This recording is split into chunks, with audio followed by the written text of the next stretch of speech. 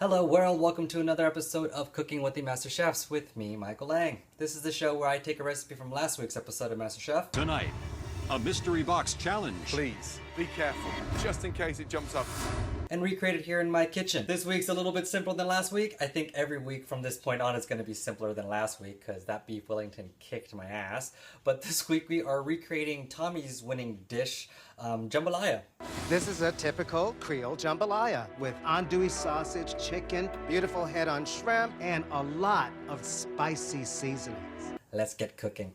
Alrighty, so this is what you're going to need to make some awesome jambalaya. You're just going to need some rice, shrimp, chicken, sausages, celery, 3 different types of peppers, green onions, garlic, tomatoes, jalapenos, onion, some chicken stock, and then of course your Cajun spice mix.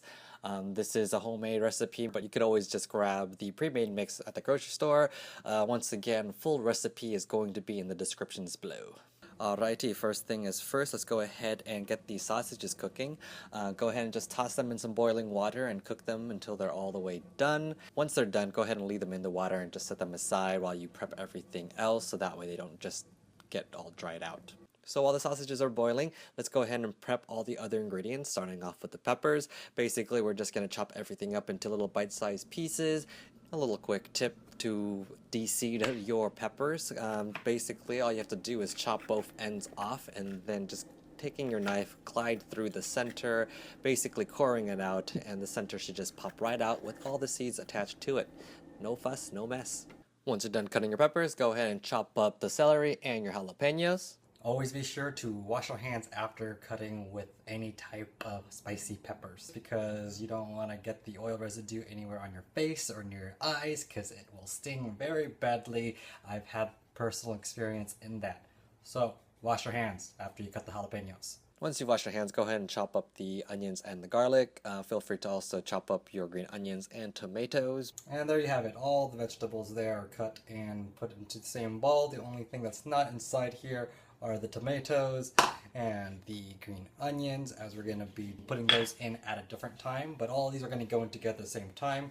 Go ahead and set this aside. Get your meat ready, and then we'll start actually cooking everything. Pretty much the same step as the vegetables. You're just going to cut your chicken into little bite-sized pieces. Don't forget to season with salt and pepper and mix it all together. And then go ahead and pull your sausages out of the water and then chop those up as well. So the first thing we're going to do is sear the chicken and the sausages real quick. This just gives it a nice brown. And it also seals in all the flavors. That way, when it's actually cooking with all the rice and stuff, it doesn't dry out too quickly.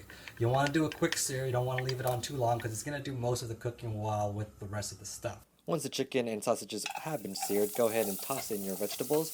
Basically, you're just going to cook these down. So just toss the lid on it and let it cook. Stir occasionally so that way it doesn't burn at the bottom. But basically, you're just waiting until they're nice, soft, and tender. Once the vegetables are done, go ahead and toss in your meats. Stir everything around, then add in your Cajun spice mix and stir everything. Let that cook for just a couple of minutes so that way the seasonings can get really into the meat. Once that's done, go ahead and toss in your rice, your chicken stock, and your tomatoes. Stir vigorously, bring it to a boil, and then toss the lid on it. You're going to let this cook for 30 to 35 minutes, stirring occasionally so that way it doesn't burn at the bottom. So usually I would be adding the shrimp in at this point, but for plating purposes I'm actually going to cook the shrimp separately and just put it on top so everything looks nice and pretty because we like pretty. To cook the shrimp, basically get some butter melted in a pan. I season my shrimp with leftover Cajun spice mix, but you can season however you'd like. Go ahead and just toss that into the pan, flipping it around until they're fully cooked. Once they're just about done, go ahead and also toss in some chopped up cilantro. This will just add a little fresh flavor to it. Toss it a couple times and then set aside.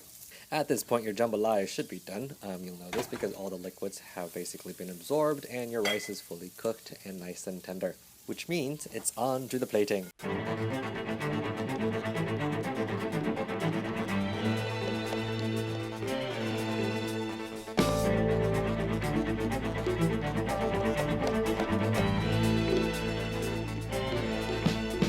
So there you go.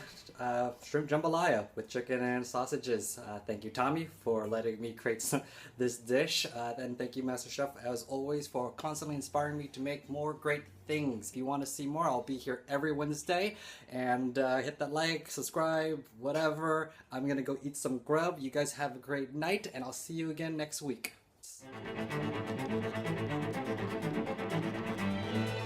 That's in this world and try to replace it with something more, something better, like maybe hope, love, and care.